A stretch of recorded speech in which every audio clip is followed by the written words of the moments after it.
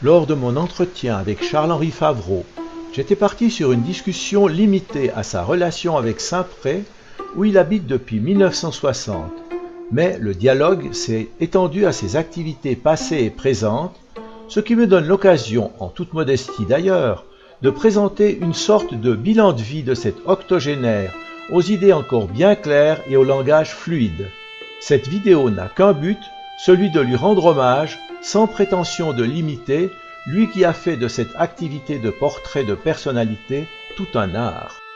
Chez Charles-Henri Favreau, tout tourne autour de l'image, en particulier la photographie, qu'il a commencé à collectionner dès les années 50, à la foire au vieux papier à la porte de Montreuil à Paris, où il se disait chineur à la lampe.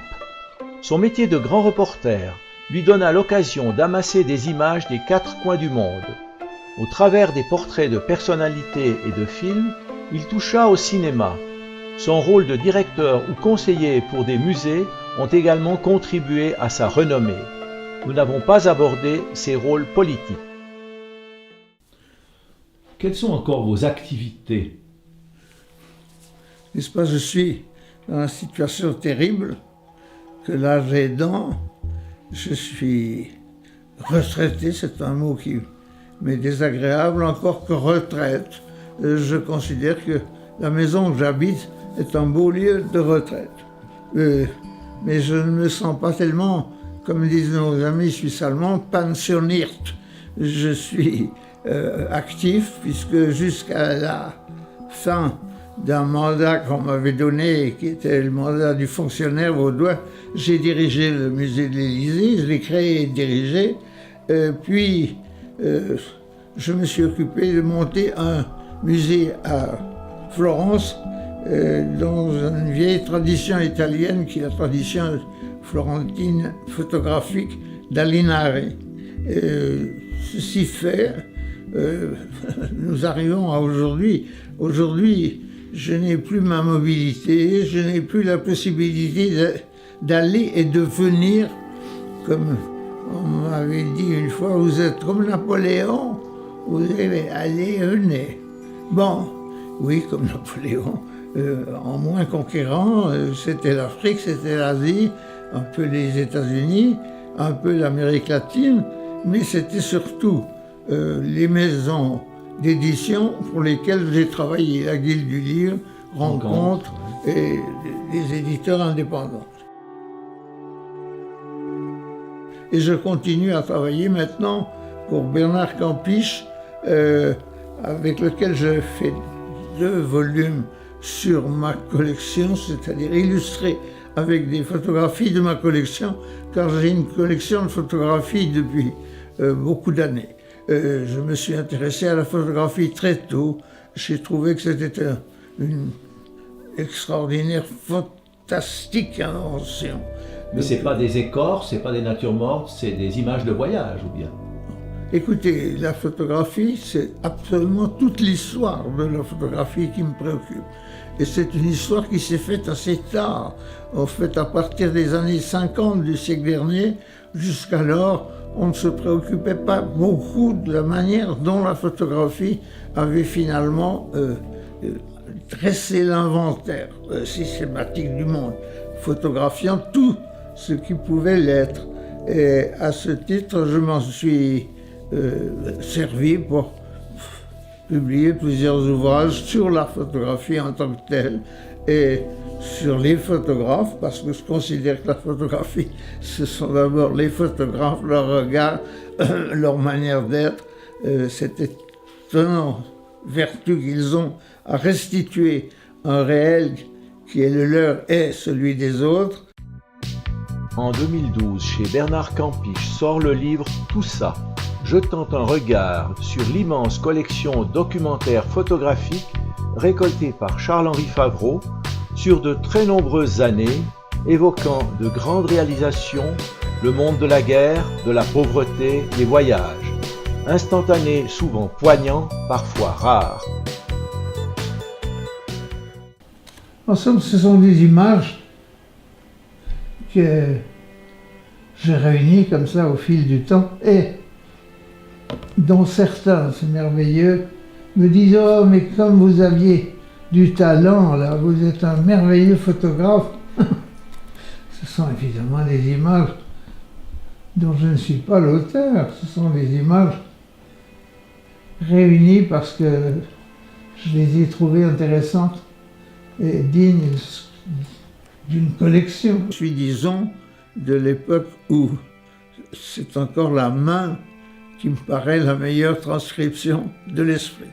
C'était de la photo noir-blanc d'abord, couleur ensuite? Les deux, une fois pour toutes, étant entendu que la photographie n'a pas cessé de se modifier au fur et à mesure que le temps lui faisait faire des découvertes.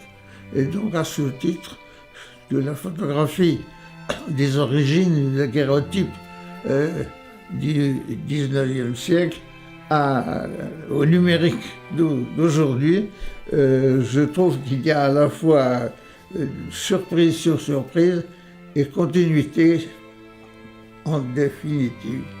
La même manière de faire en sorte que la réalité...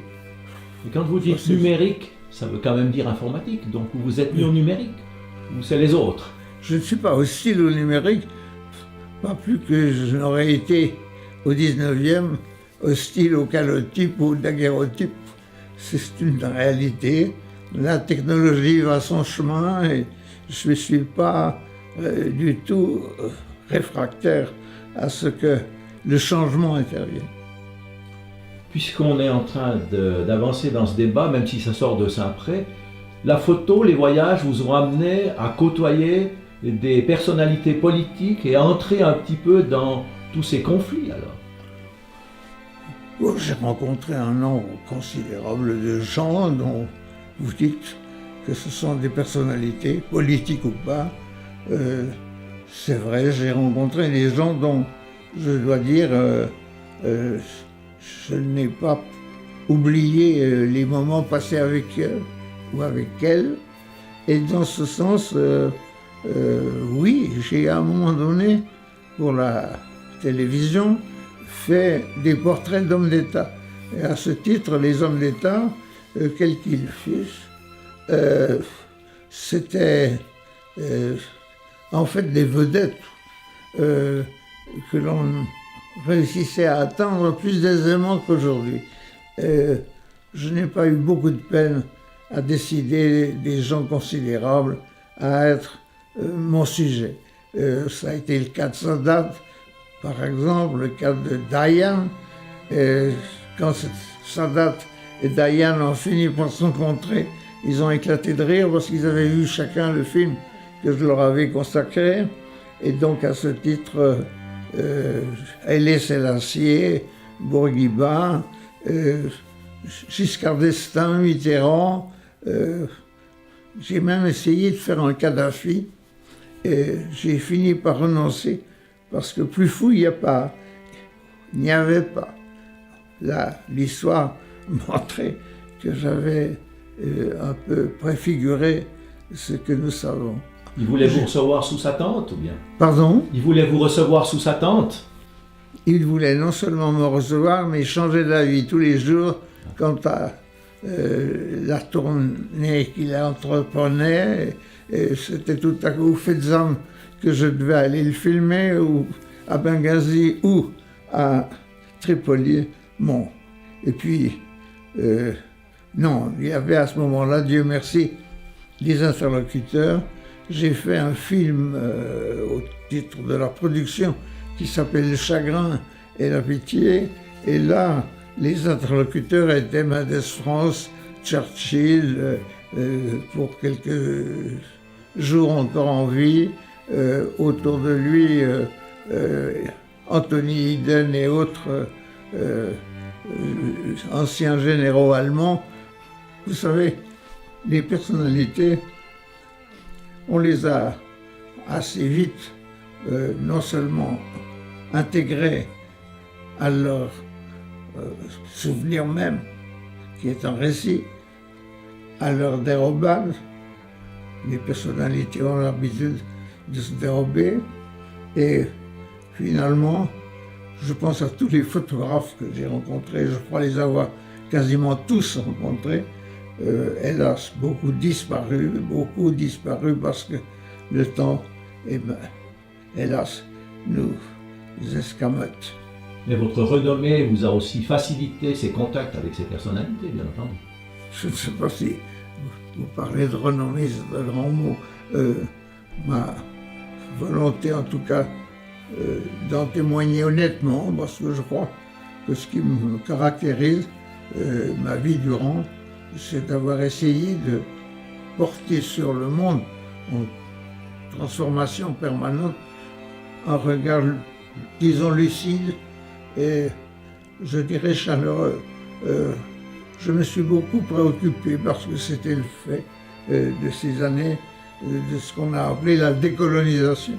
Je me suis beaucoup appliqué à, évidemment, voir l'Afrique qui, quand j'ai commencé à la parcourir, était encore impérialement coloriée sur les cartes aux couleurs de chacun des pays colonisateurs.